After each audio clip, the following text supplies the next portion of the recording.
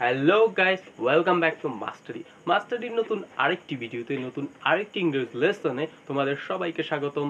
তোমরা কেমন আছো? আশা করি ভালোই আছো, কারণ তোমরা যেই হারে ইংরেজি শেখা শুরু করেছো, তো আশা করি তোমরা ভালোই আছো। কেননা তোমরা যেই হারে ইংরেজি বলা শুরু করেছো, যেই হারে স্পিকিং করা শুরু করেছো, অনেক ভালো আছে আশা করি। তো আজকে আমরা এমন কিছু শিখতে চলছি, এমন কিছু মজাদার, এমন কিছু জানতে চলছি যা আমরা কখনোই বা এর পূর্বে আমরা শিখিনি, সেরকম কিছু আমরা জানতে চলছি।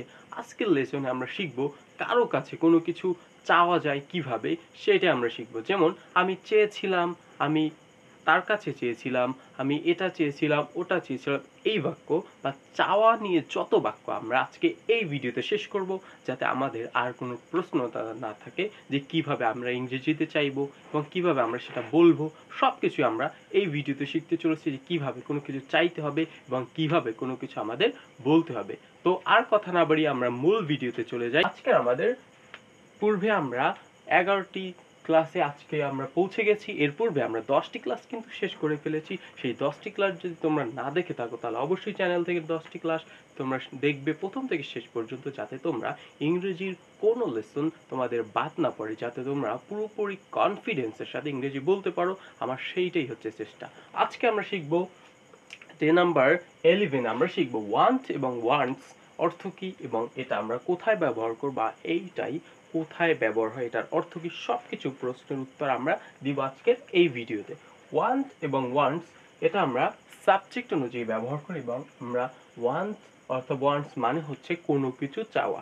আমি পানি চাই, আমি গাড়ি চাই, আমি বাড়ি চাই, আমি খেতে চাই, আমি মারতে চাই, সব কিছুই কিন্তু আজকে আমরা শিখে ফেলবো এই ওয়ান্ট এবং ওয়ান্টস দিয়ে আমরা, এবং বলেও ফেলবো এই ওয়ান্ট এবং ওয়ান্টস দিয়ে।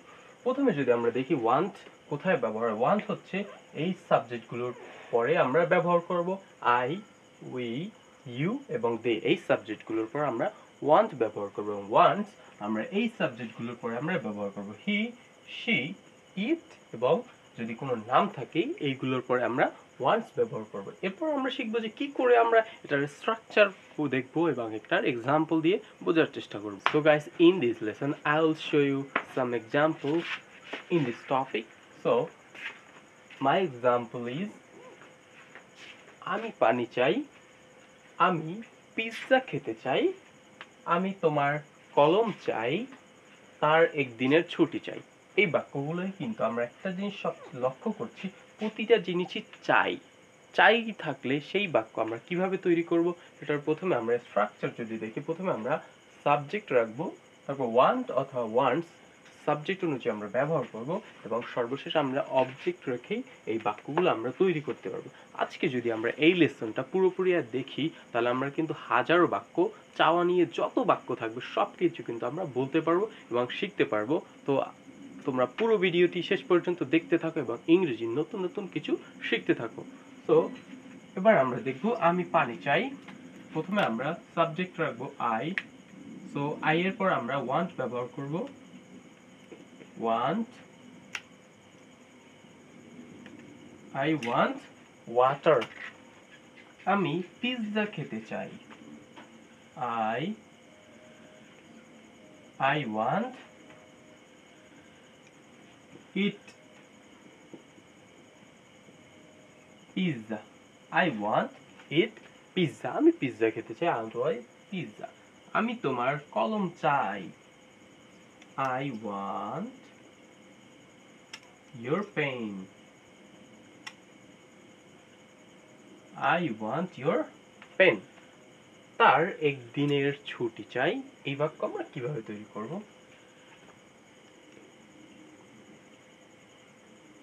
They want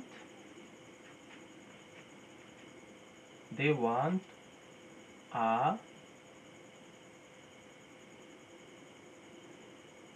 leave. আমরা বলবো they want a day leave. They want a day leave. তার একদিনের ছুটি চাই। এই বাক্য কিন্তু আমরা শিখে ফেলেছি যে কিভাবে স্ট্রাকচার অনুযায়ী আমরা কিন্তু এই বাক্যগুলো তৈরি করছি, এবং কিভাবে এই বাক্যগুলো তৈরি করা যায় আমরা কিন্তু সবকিছু শিখে ফেলেছি। এবার আমরা দেখব এটার কিভাবে আরো কিছু শিখতে পারি, এবং এটা নিয়ে আরো কিছু বিস্তারিত জানতে চলেছি। Lesson I'll show you some example about this topic. So here is the example and you can see the example. The first example is আমি তোমার সাহায্য চাই না। এটা কিন্তু একটা নেগেটিভ এবং চাই না পূর্বে আমরা শিখেছি যে কিভাবে আমরা ওয়ান্টের সিম্পল কিছু আমরা শিখেছি বা সিম্পল বাক্য কিভাবে বলতে হয় সেটা আমরা শিখেছি। এবার আমরা শিখবো যে কিভাবে ওয়ান্টের নেগেটিভ বাক্য তৈরি করা যায় এবং নেগেটিভ বাক্য বলা যায় বা আমি কিছু চাই না এই বাক্য কিভাবে আমরা বলতে পারবো, কিভাবে আমরা শিখতে পারবো, সকল কিছু আমরা দেখতে থাকো এবং শিখতে থাকো। প্রথম হচ্ছে আমি তোমার সাহায্য চাই না। দ্বিতীয়টা হচ্ছে আমি উত্তর চাই না। 3 নাম্বার সে কি টাকা চায়। হ্যাঁ, এটা কিন্তু একটা কোশ্চেন বা ইন্টারোগেটিভ। সো সে কি নতুন পোশাক চায়। হ্যাঁ, এটাও কিন্তু একটা প্রশ্নবোধক বাক্য। এগুলো আমরা কিভাবে তৈরি করব সেটাই দেখতে থাকো এবং শিখতে থাকো। প্রথমটা আমি তোমার সাহায্য চাই না। প্রথমে আমরা সাবজেক্ট রাখবো আই, তারপর ডু ব্যবহার করব যেহেতু আমরা আই এর পর জানি যে আই এর পর ডু ব্যবহার।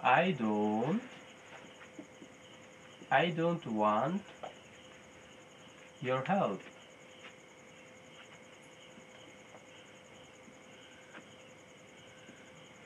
I don't want your help. পরেরটা হচ্ছে আমি উত্তর চাই না। আমি উত্তর চাই না। I don't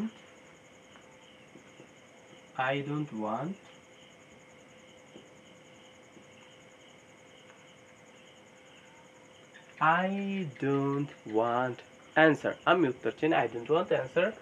সে কি টাকা চায়। হ্যাঁ, এটা কিন্তু প্রশ্নবোধক বাক্য এবং আমরা এর ফাঁকে ফাঁকে প্রশ্নবোধক বাক্য কিন্তু শিখে ফেলবো। সে কি টাকা চায়।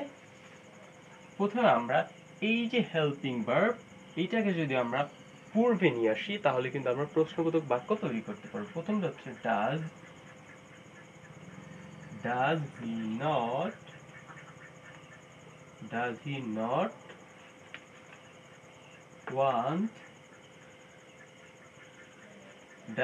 not want money. Does he not want money? সে কি টাকা চায় না। Does he not want money? পরের বাক্য হচ্ছে সে কি নতুন পোশাক চায়। এটা একটা প্রশ্নবোধক বাক্য, এটা আমরা তৈরি করব। যেমন does he want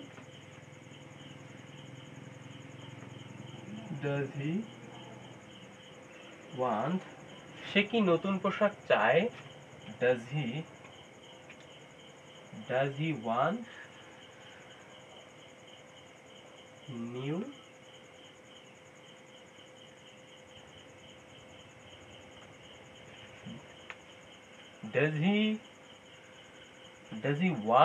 new clothes? সে কি নতুন পোশাক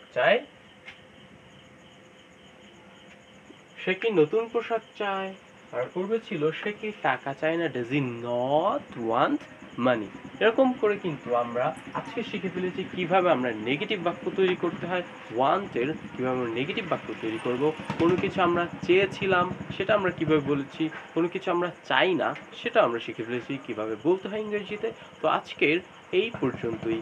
দেখা হবে নতুন আরেকটি লেসনে, পরের লেসনে। ততক্ষণ তোমরা শিখতে থাকো, মাস্টারের সাথেই থাকো এবং চ্যানেলটি সাবস্ক্রাইব করবে। আর যারা নতুন তারা অবশ্যই সাবস্ক্রাইব করবে, কমেন্ট করবে এবং বেশি বেশি শেয়ার করবে যাতে তোমার বন্ধুরাও এই লেসন বা এরকম মজাদার লেসন শিখতে পারে। তো এই পর্যন্তই, দেখা হবে নতুন আরেকটি ভিডিওতে। ততক্ষণ ভালো থাকবে।